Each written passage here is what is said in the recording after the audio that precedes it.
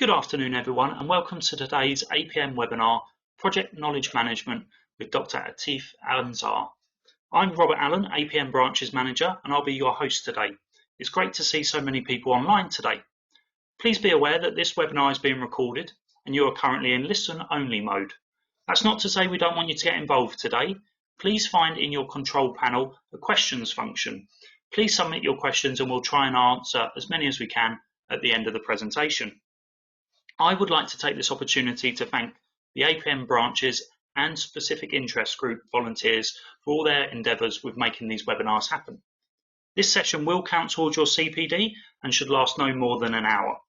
So, over to our guest speaker. Atif's expertise is on the conflicts of large physical assets and technology. In particular, Atif is interested in how big capital projects have the potential to improve their performance and productivity. So on that note, it gives me great pleasure to pass over to Dr Atif Ansar from the University of Oxford and Foresight Works Limited. Thank you, Rob. It's a great pleasure to be here with all of you today. I'm really grateful to APM for this opportunity, as well as to Jim Pippin at CLP for making this happen. And really grateful for so many of you to turn up. I'll tell you a little bit more about myself. So first of all, a very warm welcome on this afternoon today. It's very cloudy in the UK, but this is Oxford. This is where I'm from, and Oxford is the best university in the world. Cambridge came in second. Well done to them. Oxford is also often thought to be a very traditional university. It's the oldest university in the English-speaking world, but despite its many proud traditions, it's also a very cutting-edge place. For example, the COVID vaccine, the front runner for the trials is the university at the moment, despite a lot of money being poured in from the private sector as well. And that's also true, to be modest, for Megaproject and major program research. By any metric, be it number of citations of research articles, courses taught, or private sector engagement, the university ranks #1 in the world in terms of its work on big projects and major programs. So it's really a pleasure for me to share this with you today. And this work has been going on for well over a decade at the university, and we've graduated nearly 2,000 alumni in a variety of courses, including senior government officials in the UK, Hong Kong, and Australia. A little bit about myself. I've been at Oxford since 2006.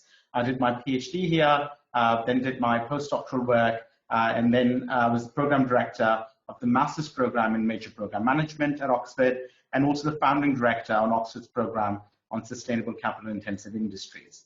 Alongside with my academic appointments at Oxford University, I'm a visiting professor at Chihuahua University, China's #1 ranked university, and Stanford. And as such, as Rob mentioned, my work is on the confluence of technology and mega projects. As I mentioned, I'm faculty on the Major Projects Leadership Academy, which is a course that we teach at Oxford for senior government officials, started in the UK, but also now required for officials of Hong Kong as well as Australia. My own research expertise is in mega project delivery, and I do large data empirical studies. So I'll be talking to you about big data today, but then I also deep dive and interview lots of people in practice to make sure that we've got ground truth about real life projects and from personal experience. I'm the executive chairman of a startup called Foresight Works, and we're building next-gen software to enable major projects to improve their performance. And in general, I work with a variety of private sector as well as public sector organizations. The bottom picture is Oxford on a sunny day. Oxford typically looks like a very cloudy, rainy place, and the gap between the sunny picture and the cloudy picture is what we call optimism bias. And I'm sure we'll touch base on that later on today as well. Okay, so let's get started. If your organization were learning, how would you know? Now, if we were doing this in live setting, I might have asked you to talk to your colleagues about it. But I'll just give you 30 seconds to really think about it. And if you wait, please put your comments in the chat section as well. Just give a think to, if your organization were learning, how will you know?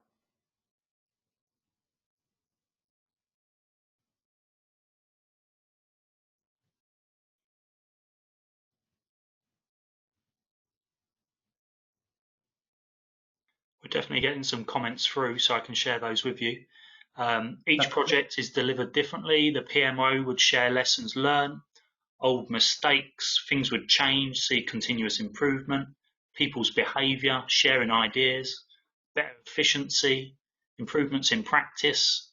They're coming through a lot quicker than I can say it. Cost saving, using a learning tracker, on and on and on. Brilliant. So I think all of you are really zeroing in on the key essence, which is errors would disappear, mistakes would disappear, processes would become much slicker, and in many ways, heart palpitations would disappear. So things would just sort of happen in a very smooth, dare say, fun way, and a lot of the grit that comes in the way of doing things will simply go away. So learning in many ways enables for that slicker flow to take place. Learning also means a lot of sharing, as somebody mentioned. So oftentimes we talk about organizations as a form of a collective intelligence. An organization is much more than an individual person or a small team within an organization. And individual people learning in an organization is not the same thing as the organization learning. So somehow the entire collective of the organization, its processes, its systems, its institutional practice is somehow greater than any individual person or any individual team. And this collective intelligence is an idea that's been explored in the literature on artificial intelligence in computer science, as well as machine learning. So I will make several analogies of thinking about organizations like a very large computer. And I'll take us through a couple of examples of how do you know when a machine has learned something, to then use that as an analog to see how might we know if an organization has learned something. And a collective intelligence or a collective superintelligence is a system composed of a large number of smaller interacting items in which the overall performance is greater than any one person or any one component could achieve on its own. So let's switch to a little bit thinking about our mega projects. This is a chart of over 250 large dams, the dams with a wall height greater than 15 meters, built around the world, so going all the way back to New Deal dams in the United States from early 1930s, all the way to most recent dams in Brazil, India, and China, built after 2000. And on the y-axis is the cost overrun suffered by the project as a ratio of the estimated costs. So the worst performance is the staggering 50 times initial budget that you could see for a project built in Yugoslavia between 1980 and 1990, obviously during a time of great deterioration.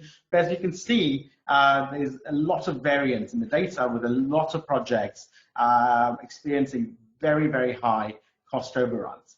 The blue line is the average cost overrun across that entire sort of lifespan of the last 80 years or so. Again, if you wouldn't mind just thinking through for 5 to 10 seconds and putting in a chat message, what do you think is going on in this chart? Are dam builders learning to build dams?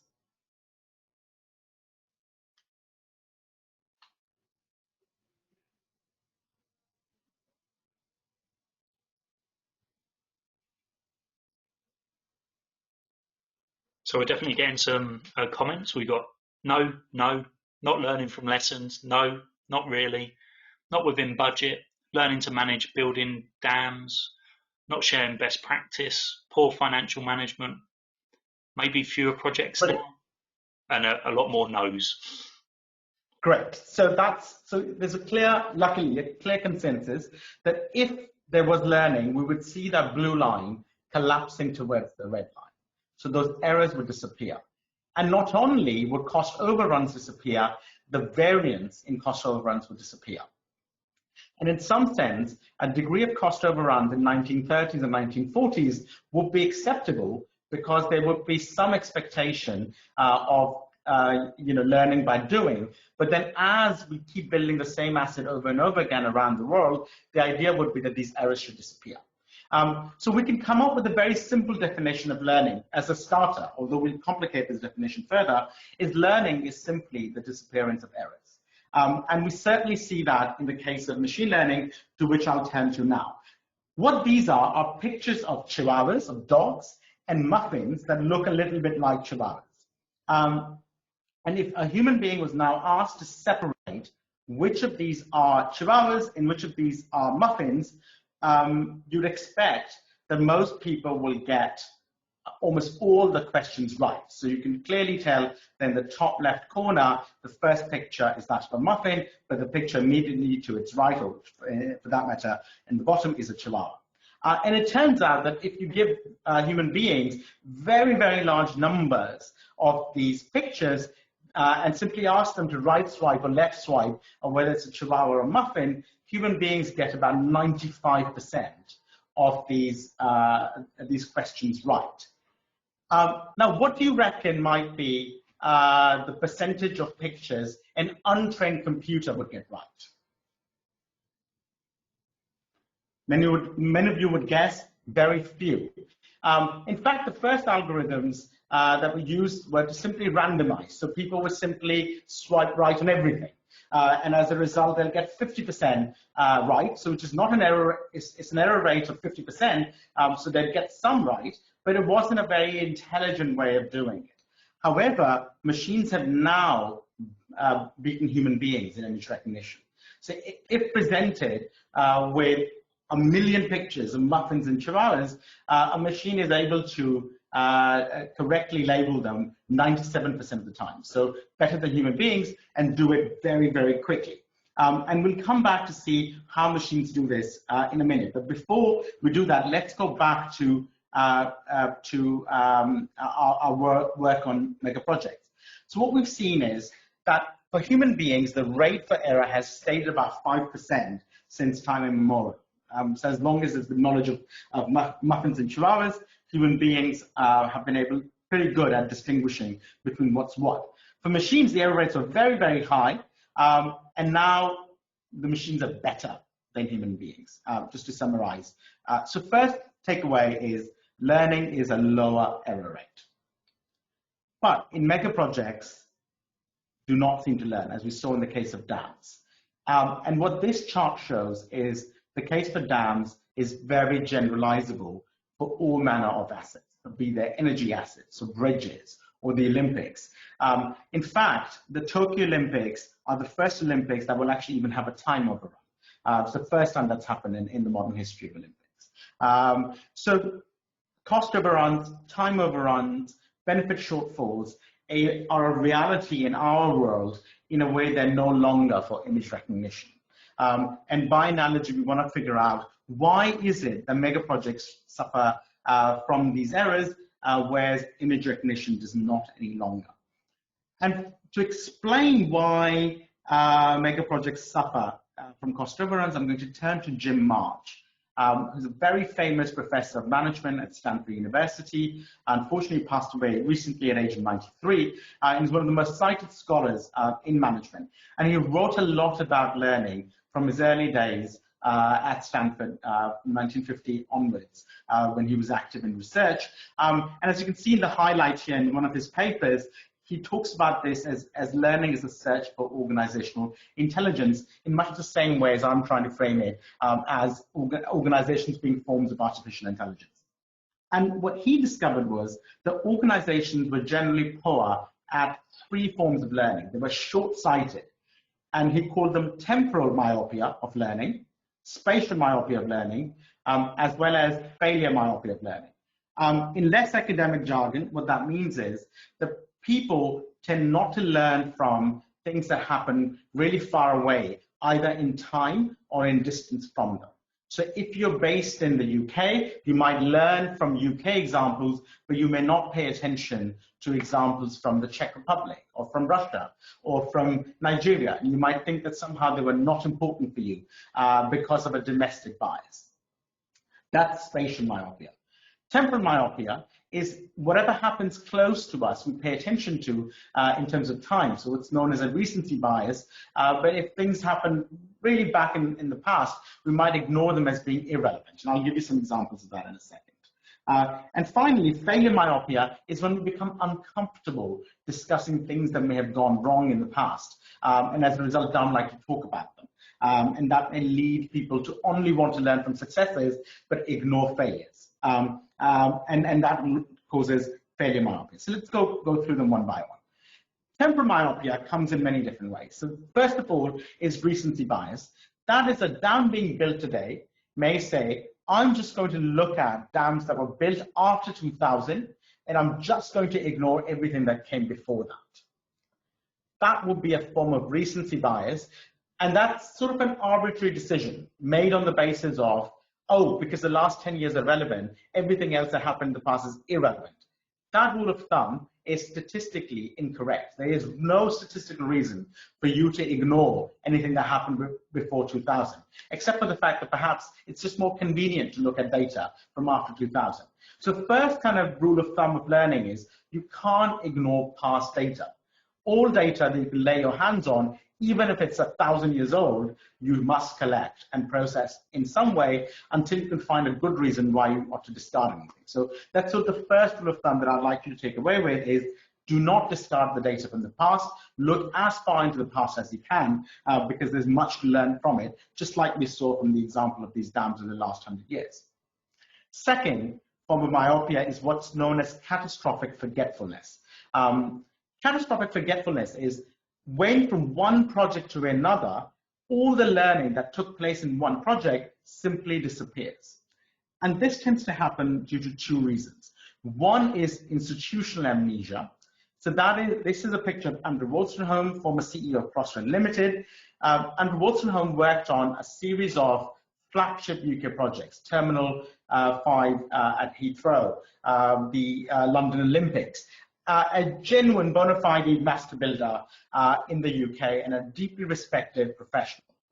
But without in any way taking away from his glorious achievements, even an extremely experienced person like Andrew Wolstenholme has worked on a very finite number of projects in their lives.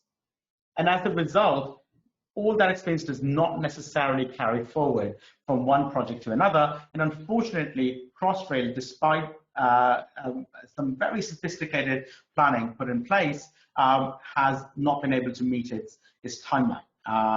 One can argue that perhaps the timeline was overly aggressive, but at the same time, the key thing is there is catastrophic forgetfulness from one project to another that can arise from the organization forgetting where certain challenges arise, and in this case, that of systems integration. Another problem, which is perhaps more severe, is that of the well-meaning amateur. And in this case, the example is that of the mayor of Berlin, who was a very keen proponent of a new airport in Berlin. That was proposed all the way back in 1990s after the Berlin reunification. And as many of you might know, it was meant to open in 2008.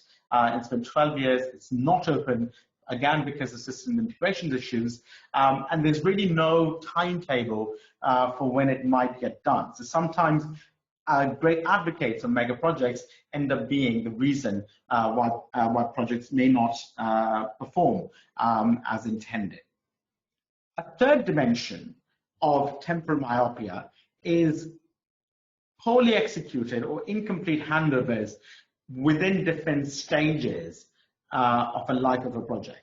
So whereas catastrophic forgetting in the previous slide was about poor handovers from one project to another project, this final form of temporal myopia is poor handovers from within a project. So for example, from a business development team that prepared a project and then handed over to the investment committee, and then from there being handed over to some kind of a delivery organization, then eventually an operational organization that manages and runs that asset. At each step, some amount of learning is lost.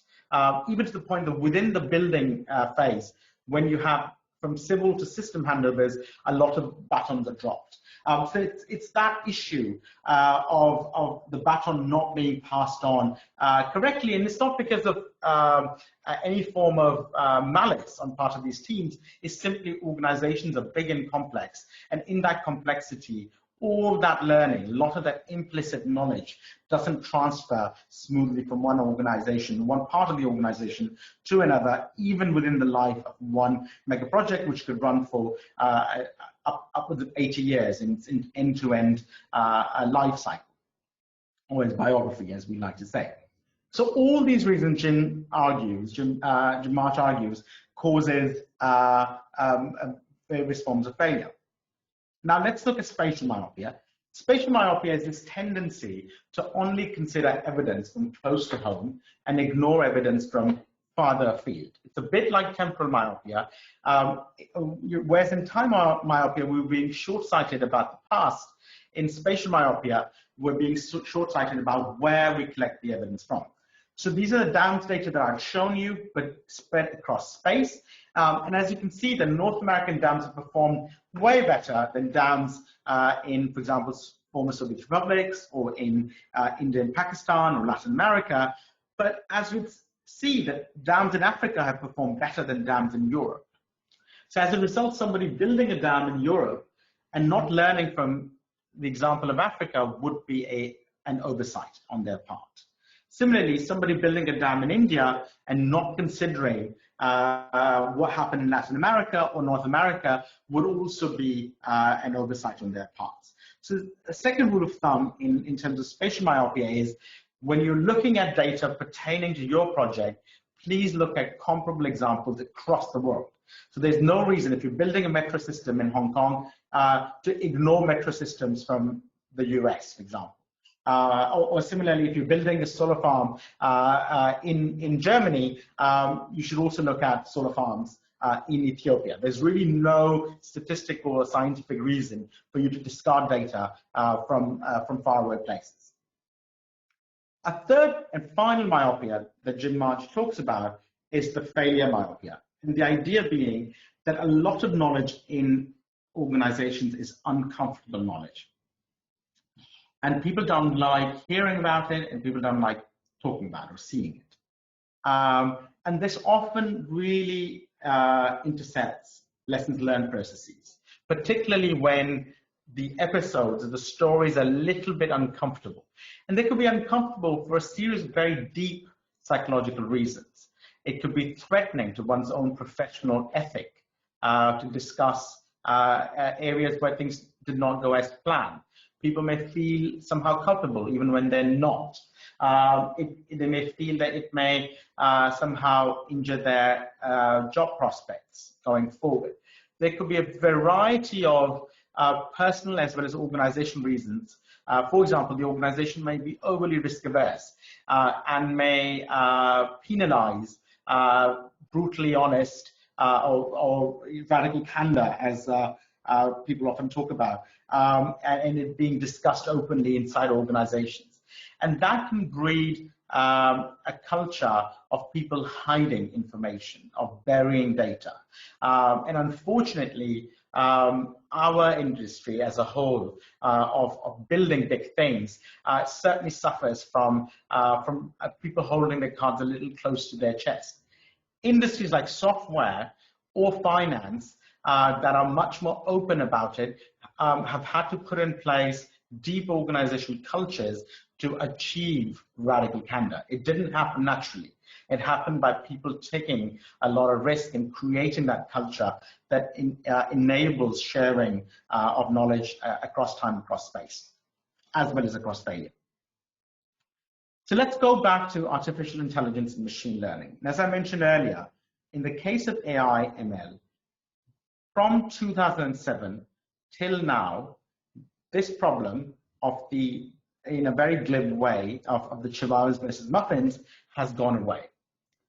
And machines have been tremendous at learning. And it's in fact all the rage at the moment, is continuing in all manner of ways. And how did that happen? And what can we learn from it in Megaprojects?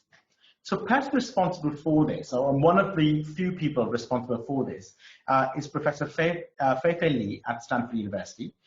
She's the director of the Artificial Intelligence Lab at Stanford.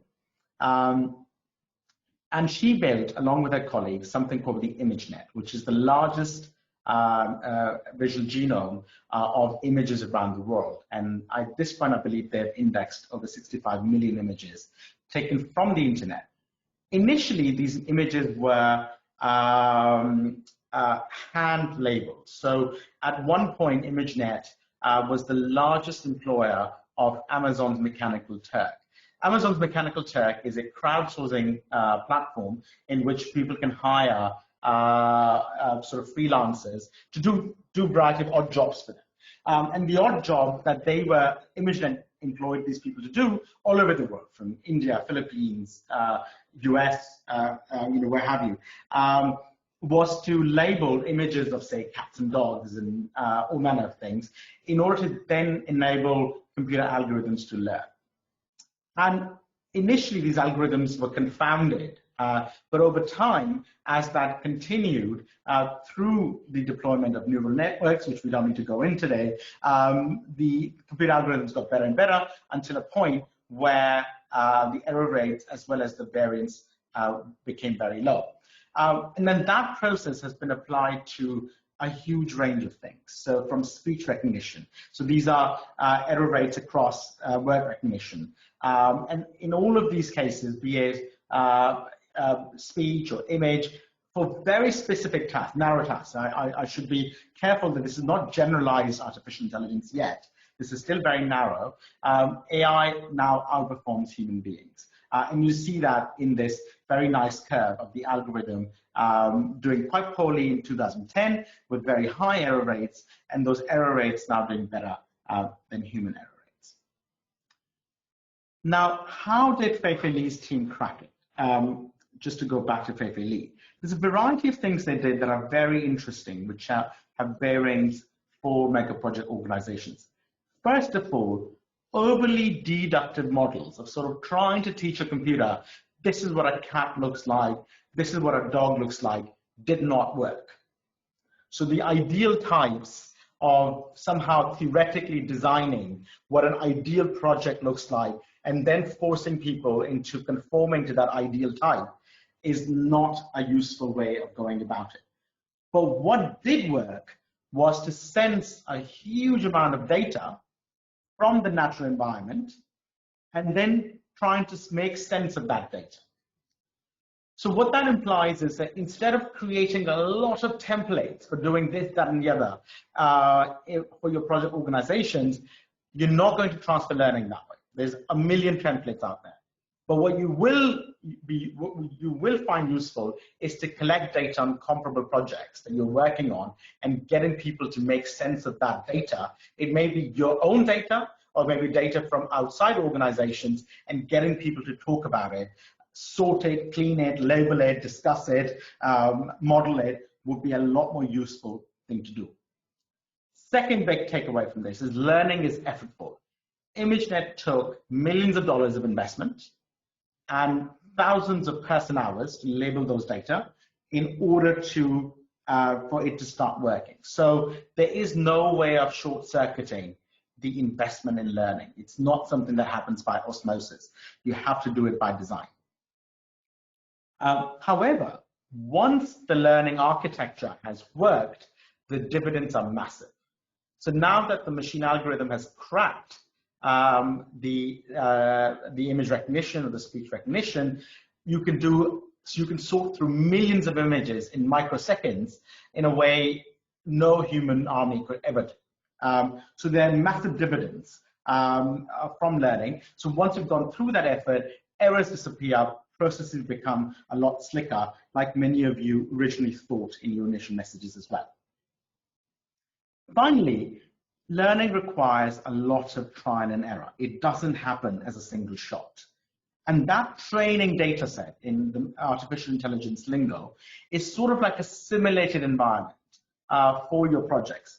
What that requires is that you hire people that are experienced, that's without a doubt, and many of you do that anyway, but also that you create an environment in which it's safe to fail or to air mistakes. Or to discuss mistakes, because without that, there isn't really a process of trial and error and training that comes with the cross-validation of using less structured data. Those are some of the key lessons from Fei Lee's team. To reinforce that, let's also look at DeepMind. DeepMind is a startup that came out of Cambridge University. Unfortunately, one of the few good things to come out of Cambridge. But they were then sold for $400 million to Google. And this chap, Demis Hassabis, is the genius behind DeepMind. And he was a chess sort of top-class player from a very young age, also very keen on video games. And his insight in his PhD in neuroscience, in which he combined neuroscience with AI, was that if you could teach a game to do a simple task, over time, that game will teach itself to take on more and more complex tasks. We don't have time to show you a couple of video clips, but in these video clips of Atari games that he shows in some videos, and I'm very happy for the links we made available to you, he shows how they train these agents, these artificial intelligence agents, to do a simple task like shoot little starships. And they were really crap in the beginning, but as they train, their performance become absolutely superhuman within very short periods of time, through this notion of self-play. But the key idea for you over here, and to take back to your teams, is the learning reinforces. So the returns of investment on learning are mutually reinforcing. And the example of that is the same data set of ImageNet that was used to separate muffins and chihuahuas, kind of a pretty useless activity in many ways, is now also being used in complicated heart diagnoses. So now a lot of doctors use essentially similar genre of algorithms to distinguish between healthy hearts or hearts that need need help. So in a way, the learning reinforces and increases the absorptive capacity. So in slide 22, you might start with something quite glib, quite not so interesting looking, like dogs and muffins, just to start the learning process. But rest assured, over time, that learning will grow exponentially in a cumulative fashion.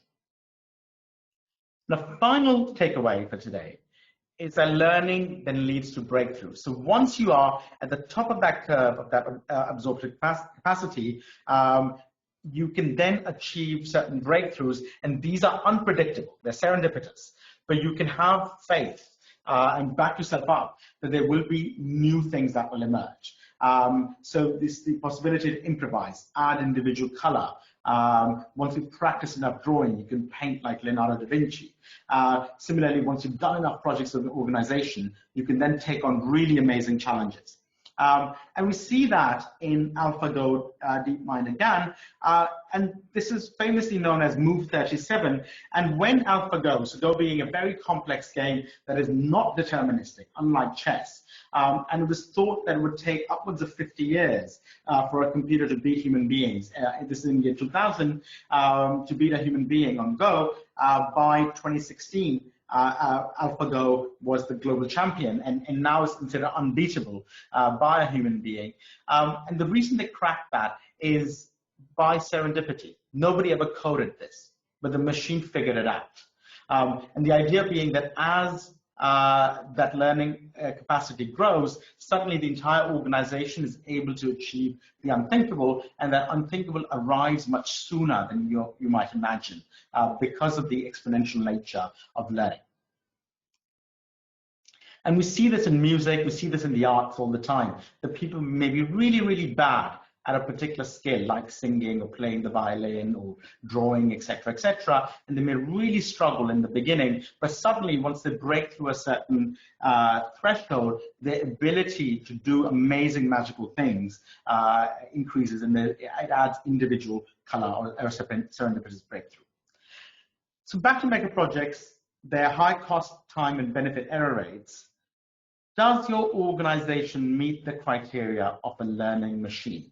I'd just like 30 seconds of reflection, and then I'll leave you with a diagnostic that you can take back inside your organizations. And obviously then we'll have Q&A.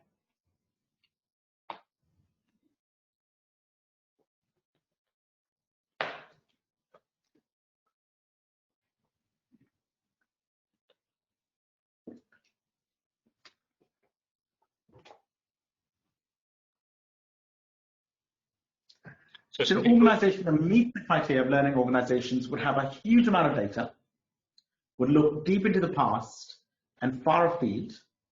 It would not be embarrassed to discuss failures. It would do that with radical candor. It would have an ability or a culture of sandboxes in which people could try on new ideas, but then as those ideas matured, they were allowed to run with it. Now, I suspect, having discussed this with many colleagues before, many megaproject organizations do not meet that criteria, unfortunately. So that's a piece of work for us to work on. And you can use this diagnostic as a way of just thinking about where you might be.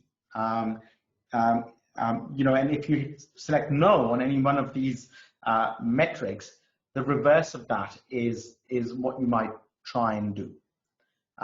So do you have the ability to sense and integrate a big volume, variety, and velocity of data? Velocity meaning the timestamps. So for example, if you were building wind farms, you'd have a global data set of all wind farms built anywhere in the world. You'd have a sense for how much, what was the estimated cost, how much was paid at the design phase, who were the contractors, what was the initial time estimate, were there any delays, etc. You'd be able to answer these questions for a very large data set. You might have an engine like the Mechanical Turk, either in-house or external, that cleans and sorts and labels and classifies that data to make it possible for you to process all of that in a reasonable organization time. You'd have valid and reliable big data on your own successes and failures, as well as the industries. Training data sets, or simulations for project people to do trial and error experiments. Some kind of a process to transfer learning, and across projects, but also transfer learning from one phase of the same project across another phase. A culture that tolerates, in fact, even encourages failure. Some from a sense-making network that can ingest data, discuss data, recalibrate. A network of professionals that have built projects. Do you have very low errors in terms of outcomes? Do you have reinforced learning to absorb new skills and innovation? And does your organization have serendipitous breakthroughs? Okay, just to wrap up, so how can you wire your organization to learn? Very quickly, this is what we call the Oxford Constellation Project Delivery. Without detailing this too much, the key rule of thumb is invest in your people, invest in your IT systems, and invest in your processes.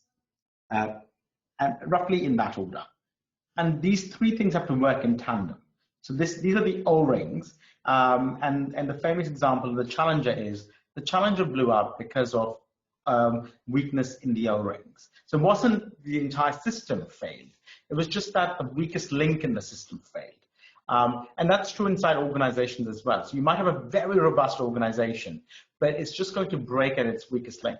And it's almost a cliche to say that, but the idea is that all of these things have to work in tandem. And your performance is multiplicative rather than additive. So if you get 0 in one area, even if you've got 100 out of 100 in all the other areas, the overall performance will be a 0. So as a result, invest in your people, invest in your tech systems, and invest in your processes in order to achieve superlative learning outcomes. And just to assure you that I'm doing where, I'm putting my money where my mouth is. I'm a founder of a business that does exactly that. We call it Knowledge Concierge. If any of you are interested in talking about it, very happy to give you more details.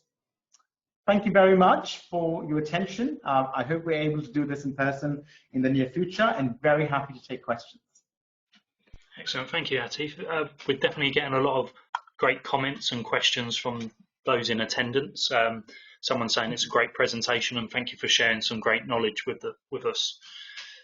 So moving on to the questions, Mark has asked, looking at the past is great, but sometimes we have resource restraints which limit how much data / how far back we can go. How to manage this issue the best? Great question, Mark. So I think that's precisely where, it took me nearly 12 years to train as an academic.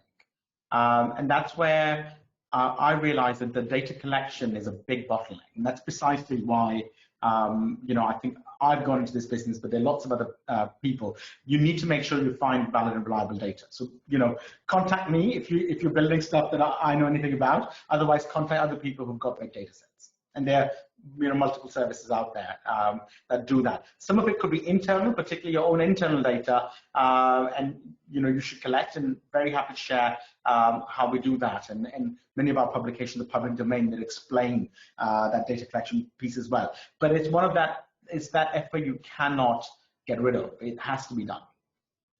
Excellent, thank you. And probably linked with this, Gabriella has said, can you recommend any systems, templates, etc., for recording knowledge, learning from colleagues who are leaving the organisation, so the knowledge doesn't disappear with them? Very, very good question. It's an area in which, again, people are innovating. What we've discovered is that really rigid templates tend not to work terribly well. It is a qualitative process. Previously myself and my colleagues have preferred to call them like canvases, in which you can paint a picture of their knowledge rather than record it in a more regimented way. So a couple ways to do it is to get them to reflect on stories from their career. And it may be a longish interview, which you may video record, of course, with their permission, and get them to really retrieve memories of specific projects that they've worked on, and asking them questions like, what happened, what was the story, what went well, what went wrong, what did you do, what could you have done better if you went back and did it again, what was the advice to people facing a similar situation, etc., etc. I think is a useful way to record that conversation. And personally, I'm a big fan of video recorded interviews. You can then put those video recorded interviews on a private YouTube channel shared just with your team, or you may have a proprietary system of that kind in your own company. So that would be my first recommendation. A second recommendation is to create a mentorship program.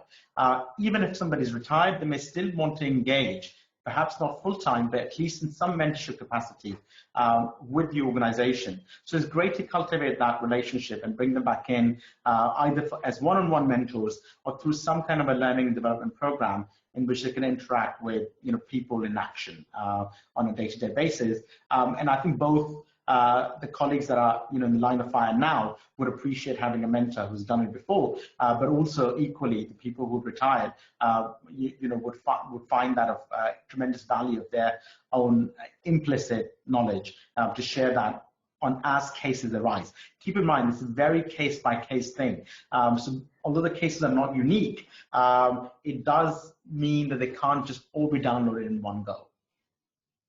Excellent. There's some great advice there, and hopefully that helps, Gabriella. There's great comments coming through saying thank you for sharing your knowledge and answering these questions. Alison starts with, great presentation, so interesting. How can project organisations that are just starting out create environments where it's safe to fail and encourage learning? Really, really good question. My suggestion is twofold. One is to collect a little bit of data. It doesn't have to be an extensive data set initially on projects most similar to your own and potentially outside your organization. So if you're building, for example, if you're SpaceX and you're building a space shuttle, look at space missions of NASA rather than your own. The reason that's advantageous is it diffuses the emotional tension around your own organization's past projects, but lets people talk about a similar project in a way in which they feel comfortable, because it's always easier to talk about one's friend's problems rather than one's own.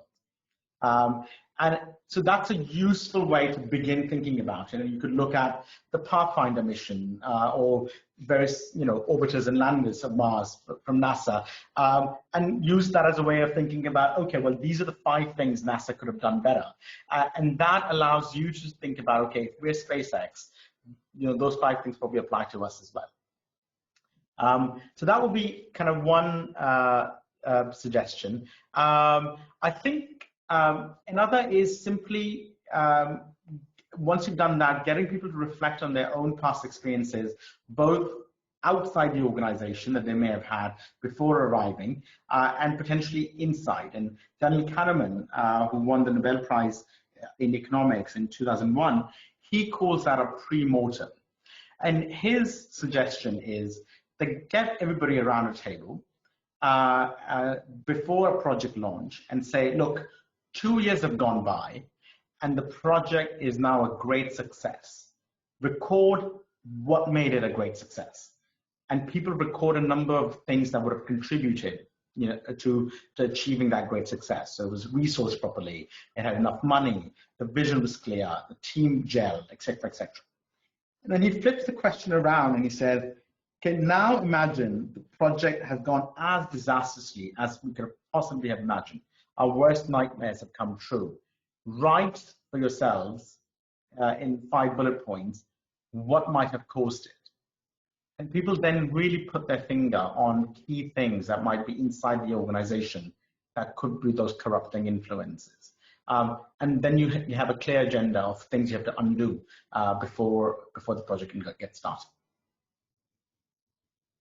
Excellent, thank you for that answer. Moving on with John's question, who starts with many thanks. SMEs have the greatest need to benefit from the help of AI, but where can they get the data? Great question. Depends on the use. So is it project data they're after, or? I would imagine it's linked to project, but maybe John, if you could expand whilst we give an answer. So whilst John responds, there is no easy answer to that. Unfortunately, you have to invest in data. So data are the fuel of a future economy, and there's really no way of getting around paying for that fuel. Yeah, John's just responded to say it regards project data. Yeah, so you have to figure out some way, either using internal resources to collect that data or finding other parties that can give you access to that data in one way or another. Excellent, thank you. And John's also responded to say thank you. Jeremy said, thank you for the great presentation. An insight into machine learning? And then we've got, let me just, apologies for this. No worries. Okay. Lara said, has machine learning been applied to projects? Yes, I think this is a very interesting area where it's increasingly being applied. So, there's a variety of startups that are trying to crack this problem. So, as I mentioned, Foresight Works that I co-founded is one, but there's a number of others in the US that are, as well as elsewhere in the world, that are targeting this as well. Many of them, depending on the flavor of the machine learning, provide a variety of services. So, for example, conducting an assessment of your initial program or your schedule, to do a assessment of whether or not that program is overly optimistic, but not just kind of a macro is too optimistic, but more specifically, where exactly do you need to correct it? Is it missing certain dependencies? Are there certain interfaces that are not enough time has been allocated to them, et cetera, et cetera. So, providing a better range for it. So many of them have kind of like an upfront planning orientation. Some of the other ones process data in terms of performing a confidence check in flight. So if a project is underway, how do you judge whether or not it's tracking its budget and its program, and then look at ways in which you can form a more confident assessment, particularly if you're monitoring the project, whether or not the project is going well in flight. So those are some of the uses of machine learning in projects. Perfect, thank you. Raymond's just asked, will AI take over project control, sifting through endless spreadsheets, making sense of it and producing reports in real time? Any examples or case studies that you're aware of? So I think very good question again. Now, let me just sort of contextualize this answer first. There's a lot of kind of discussion about the role of AI in the broader economy. And broadly, there's one camp that believes that AI is just going to take over everything. Another camp that is much more of an augmentation camp, right? And I'm of the latter. So the first camp believes that AI is going to replace human jobs. And as somebody who works in AI, there's no danger of that. Not really in a significant fashion, simply because a lot of human jobs require just way too much creative thinking in order to pull things together, or sense making, which machines do narrow tasks really well, like sorting through spreadsheets. So sorting through spreadsheets and pulling data out of spreadsheets, luckily, will go away. It's a little bit like signaling systems. So I grew up in Pakistan, and I remember even in my childhood, there used to be a physical human being at intersections of roads in which people would be directing traffic from one crossroads to another. And I always thought that was just a really bizarre thing. And that obviously went away. So even in countries like Pakistan, there's a signaling system that regulates traffic. Human beings luckily don't have to do that. So a lot of AI acts like that protocol. And much of that really mucky, menial stuff will go away and will become automated. But then how you make decisions based on that data remains the preserve of human beings, and there's no danger of AI taking over. Another example of think of AI as like an earth mover. It's not your arm, but because you're able to operate the earth mover, you can suddenly do a lot more volume of work. Or like a crane, you can lift a lot more in a metaphorical fashion. Excellent, thank you. Some great examples. I'm aware of the time, and there are certainly a lot of good questions coming in. I'll move on to Maggie's. She's posted a couple of questions, but I think they're kind of linked. So this question is, if we are working towards a zero error rate, are we being over optimistic about the intrinsic nature of project delivery and human and organisation learning? Good question, Maggie. So I think it depends on what kind of project you're doing. Now, many organizations tend to want to do repeatable projects. So if you're, for example, a property developer, you want to build more and more properties. Or I went to a presentation in which the CEO of Holiday Inn was giving a talk, and he said, look, I specialize in building boxes in which people want to come and stay for a couple of months. So the CEO of Holiday Inn is not interested in building a monumental hotel every time they do that, because that's not Holiday Inn's business.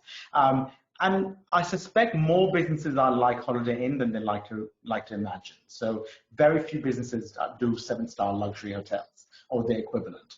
Although in the world of mega projects, we end up with a version of a 7-star luxury hotel many, many times, which is a little bit unwarranted. So imagine you're building a fairly bog standard train line or power plant or commercial building or oil refinery, etc.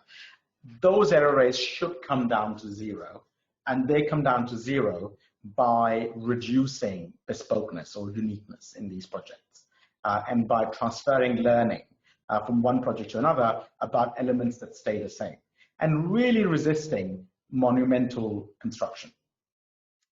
But there will be certain areas of mega projects that will be one-offs. They're few and far between. So even NASA's space missions that I referred to earlier on, they used to be really monumental, but SpaceX has shown that even they can be modularized, and the uniqueness can be removed from them. So, I mean, but there might be, hadron colliders and space stations and some really unique objects that are truly marvelous. But by and large, a lot of that error comes from trying something new for the first time, which really is not recommended if you're trying to build an organization at scale. Excellent, thank you. I'll perhaps make this the last question, but we'll see how time goes. But Eleanor asked, what about organizational learning in restricted information environments? pressure to protect corporate knowledge, classified information systems, etc.? So it's a very, very good question. Some of that might be driven by regulation. So I have a huge amount of compassion for where information can't be shared. I think just the needle has to be moved gradually to get organizations to, hold less data.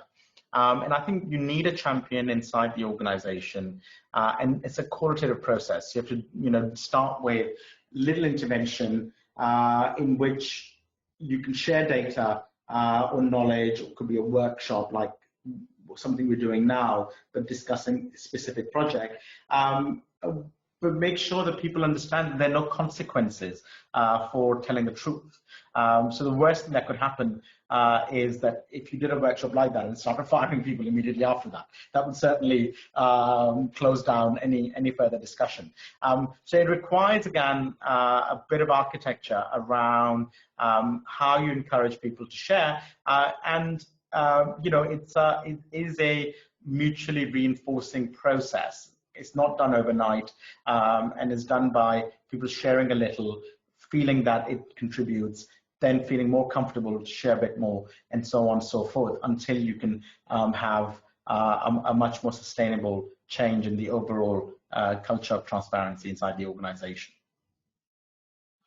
Excellent, thank you. Perfect. What's the best way for people to get in contact with you post-webinar? So it's my email address. I'll put it up on the first slide. It's sorry. There we go. So it's Atif.Ansar. That's excellent, thank you. Well, time and for amazing questions, and look forward to keeping this engagement going. Thank you.